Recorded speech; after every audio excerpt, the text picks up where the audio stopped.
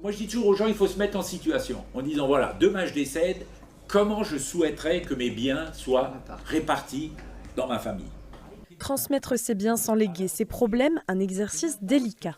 À Eutin, l'association Eutincelle organise une rencontre notariale sur le thème de l'héritage.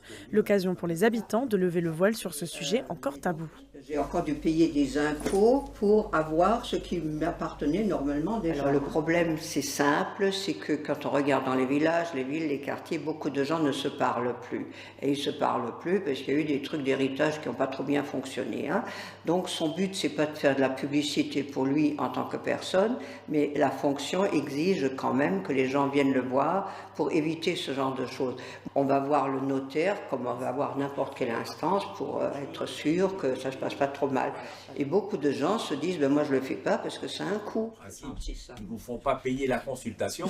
Après, si ça débouche sur un acte, s'il y a quelque chose à faire, évidemment qu'il y aura des frais. Mais en principe, les consultations chez les notaires sont offertes. Pour des raisons de déontologie, le notaire a préféré garder l'anonymat, mais il nous a partagé ses précieux conseils. Quand même un mot, le testament, vous pouvez le garder chez vous, il est parfaitement valable. C'est-à-dire que vous rentrez tout à l'heure, vous prenez une feuille de papier, si je décède, je lègue tous mes biens à, on a dit tout à l'heure la SPA, ou Emmaüs, le Secours catholique, ou Saint-Vincent-de-Paul, ou n'importe qui, c'est parfaitement valable. Il existe 3 types de testaments. Le testament holographe, fait sans notaire, il est entièrement écrit à la main du testateur, daté et signé.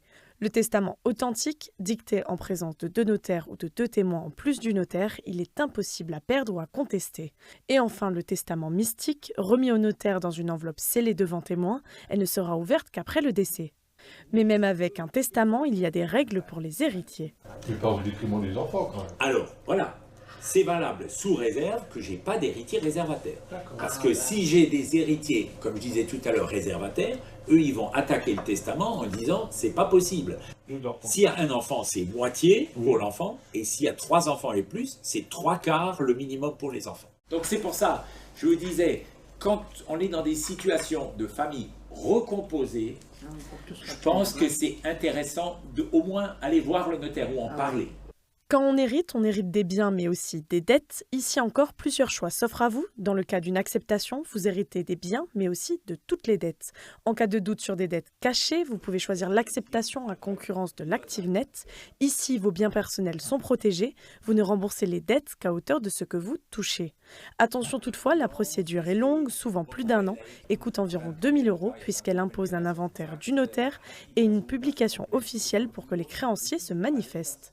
À la moindre hésitation, le meilleur réflexe reste encore de pousser les portes d'un cabinet notarial.